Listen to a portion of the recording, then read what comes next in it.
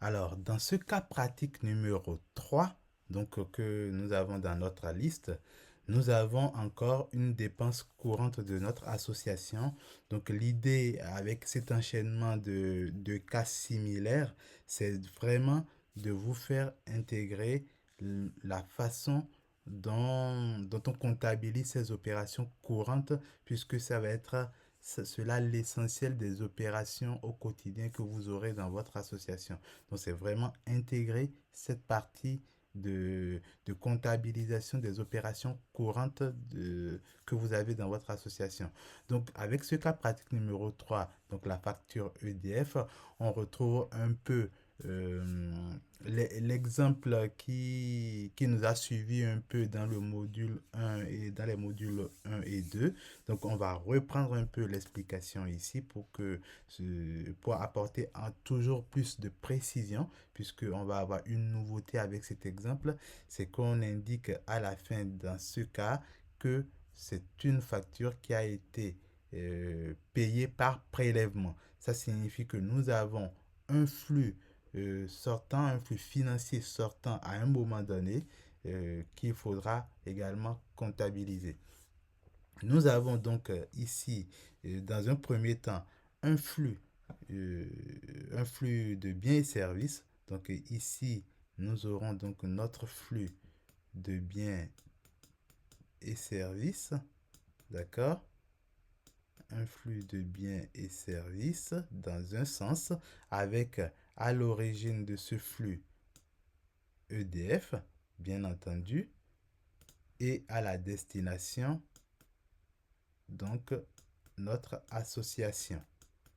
Notre association qui va se matérialiser par le compte lié à l'électricité, puisque la nature du flux, c'est l'électricité. Donc toujours le même discours, mais je vais le répéter à chaque fois.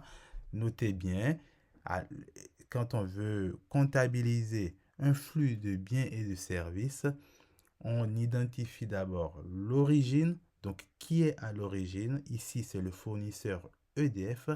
Et quelle est la nature du flux, puisque c'est la nature du flux qui va permettre d'identifier dans quel compte nous allons enregistrer l'opération dans notre comptabilité. Donc ici, la nature du flux, c'est électricité, c'est une dépense courante de notre association. Donc, nous savons que ça va être une dépense dans les comptes de classe 6, donc lié à l'énergie. Donc, on va pouvoir, on saura maintenant où on va comptabiliser cette opération. Donc, quand vous avez cette facture EDF, donc le même schéma comme d'habitude, on recommence la même chose. Première étape, numérotation de pièces. On regarde quel est le dernier numéro de pièce qu'on a utilisé concernant les achats et on va mettre le numéro suivant sur cette pièce-ci. Ensuite, on va identifier donc l'origine de ce flux et ensuite on va déterminer la nature du flux pour pouvoir identifier dans quel compte nous allons le mettre chez nous.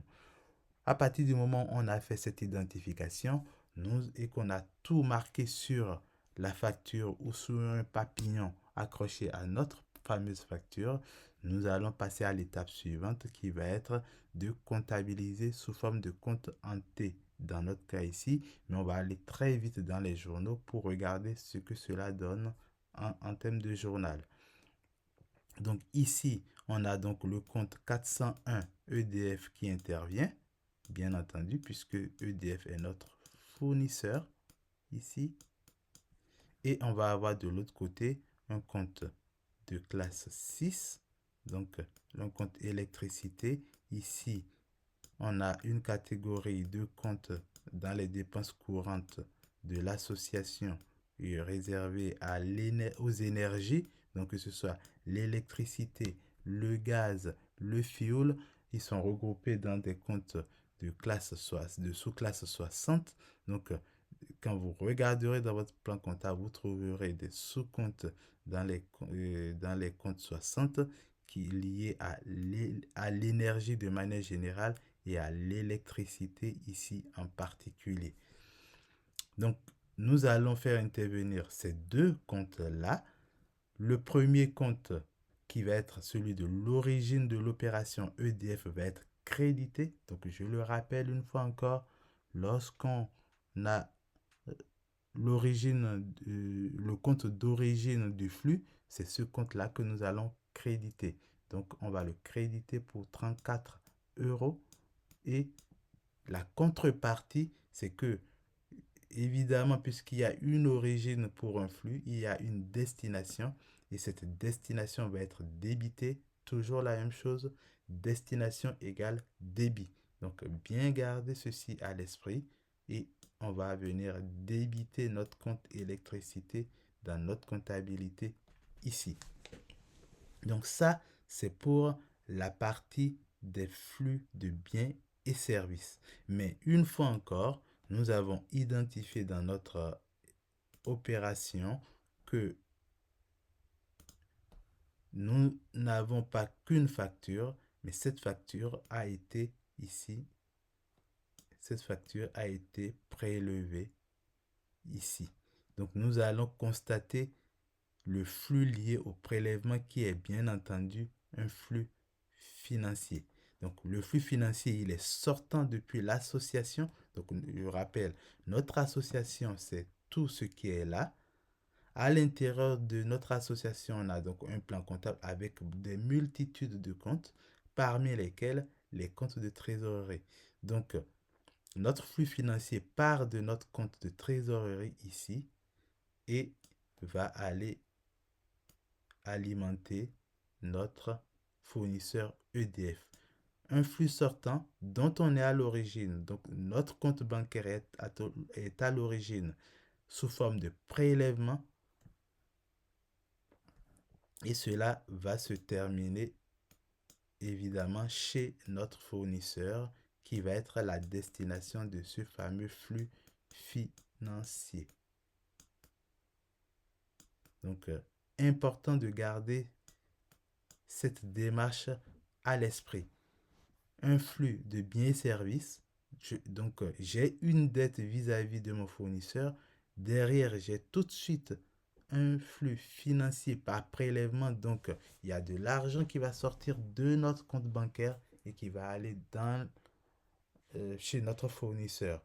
Donc, sur son compte bancaire, bien entendu, mais nous, on ne va pas se préoccuper de son compte bancaire à lui, on va se préoccuper juste de son compte dans notre comptabilité. Donc, son compte, c'est le compte fournisseur EDF. Donc, c'est celui-là qui va être la destination de ce fameux flux financier. Donc, puisqu'il est la destination ici, évidemment, nous allons le débiter. Destination égale débit. Et s'il est la destination, c'est qu'il y a un compte qui est à l'origine de ce flux. Une fois encore, c'est qui est à l'origine de ce flux? C'est notre compte bancaire à nous que nous allons faire intervenir au milieu ici.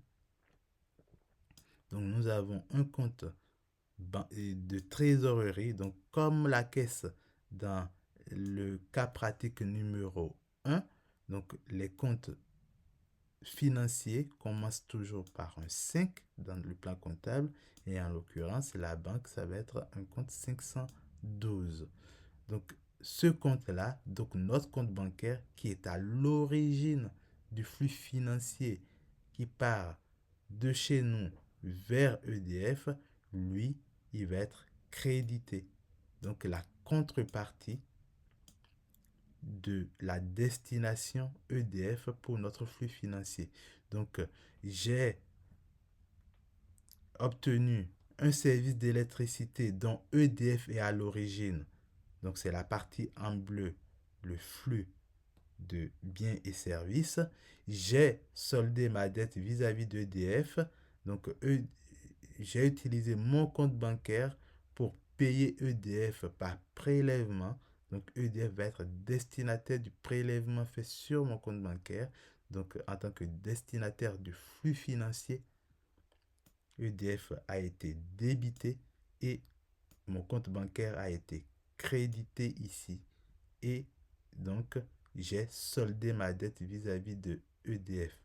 Donc, lorsqu'on va regarder en particulier le compte EDF ici, on voit bien que j'ai 34 euros au débit, 34, donc qui signifie que je lui ai payé 34 euros, mais je lui devais 34 euros en bleu ici, donc je ne lui dois plus rien.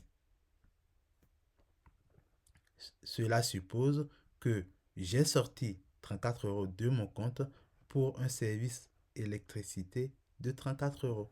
Donc, on voit bien donc, le même cheminement que lors des exercices précédents et nous allons matérialiser ces deux flux tout de suite avec les différents journaux. Donc, premier journal que nous allons utiliser, le journal d'achat, puisqu'on est dans un flux de biens et services d'achat ici. Donc, nous retournons dans le journal des achats dans lequel nous avons déjà passé la pièce 001 et la pièce 002. En date donc du 7 janvier, nous avons une troisième opération qui va être ajoutée dans ce journal. Donc, AC 22 003 ici. Donc, j'ai le compte de destination que je vais utiliser en premier ici, donc qui est la nature de l'opération. Donc, c'est le compte d'électricité que j'utilise ici. Donc, facture électricité EDF.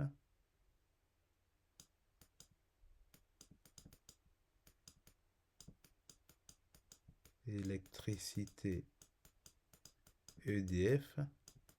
J'espère que c'est assez clair pour vous.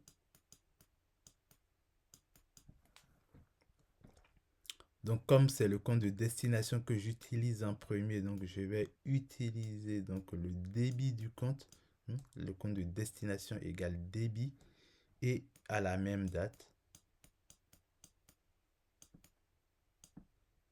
la même pièce, bien entendu.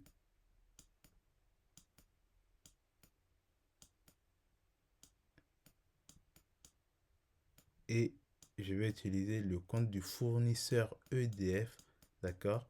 Donc, c'est l'origine de ce flux. Je vais garder le même numéro de pièce et le même libellé pour l'opération. Et ensuite, on va aller au bout ici, mettre 34 euros tout au bout de cette ligne pour finir de passer cette écriture liée au journal des achats. Donc vous venez de voir, hein, on passe cette écriture dans le journal des achats, tout simplement parce qu'on est dans un flux de biens et de services d'achat. À côté de cela, nous allons avoir le journal, un nouveau journal. Non, alors, excusez-moi. Hop, j'enlève cette page. Donc nous allons avoir rapidement à faire le journal de banque que nous n'avons pas encore fait jusqu'à présent. Nous n'avons pas utilisé encore celui-là. Donc je vais le construire en direct sous vos yeux. Donc on va commencer par indiquer ici que c'est le journal de banque que nous sommes en train de construire. Journal de banque avec comme les autres journaux habituels. Hop, en essayant d'être le plus droit possible.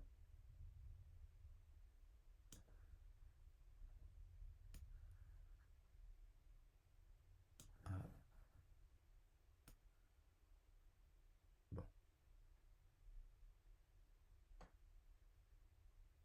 tout ça n'est pas bien grave. Donc, une colonne pour la date. Une deuxième colonne ici pour le numéro de pièce, on ne l'oublie pas.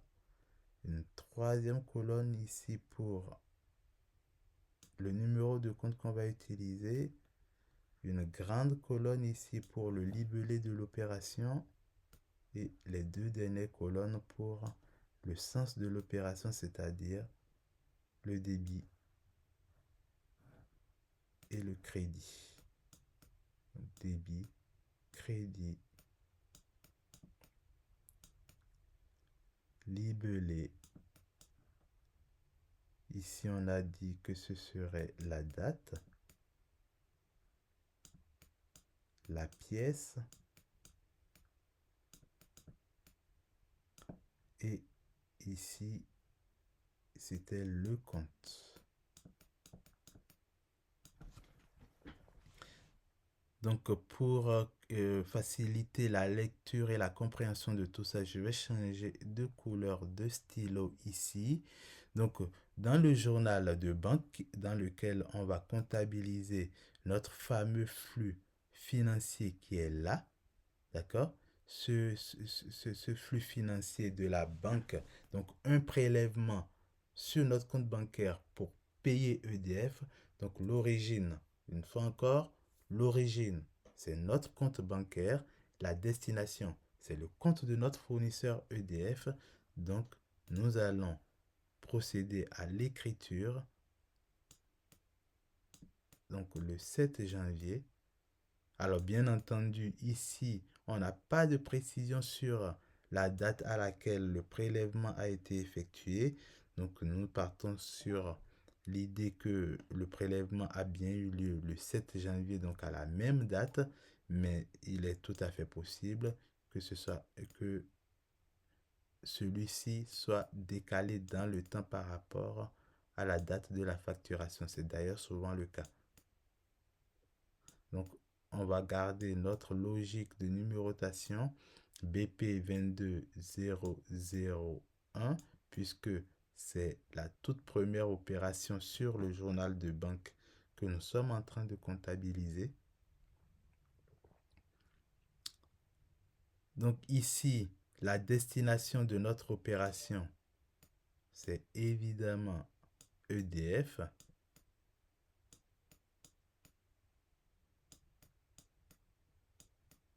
Donc EDF en destinataire, donc c'est EDF que nous allons débiter. Donc alors je suis allé vite, mais on va préciser ici prélèvement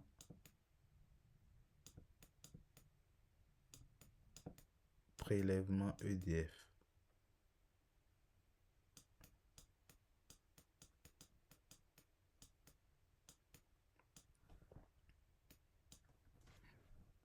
Et de l'autre côté, nous allons faire la même chose au niveau de la date, de la pièce,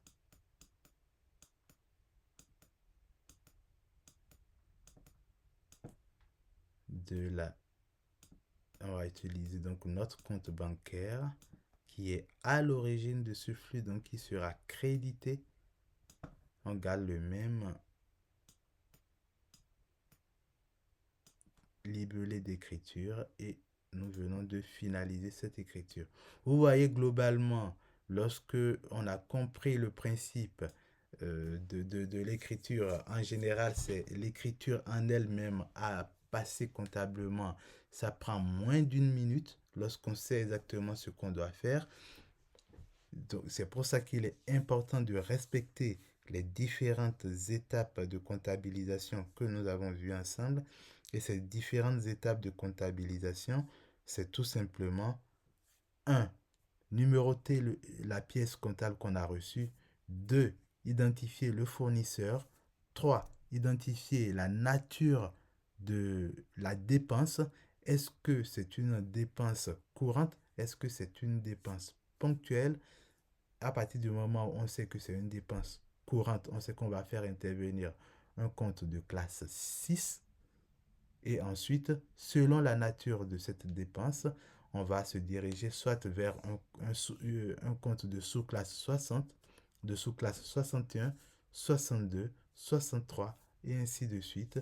Et puis, on passera à l'écriture en respectant bien la logique de l'origine est créditée et la destination est débitée. À partir du moment où vous avez intégré cela, votre écriture comptable devient beaucoup plus facile à réaliser et surtout, vous ne risquez pas de faire des erreurs en comptabilisant ces opérations.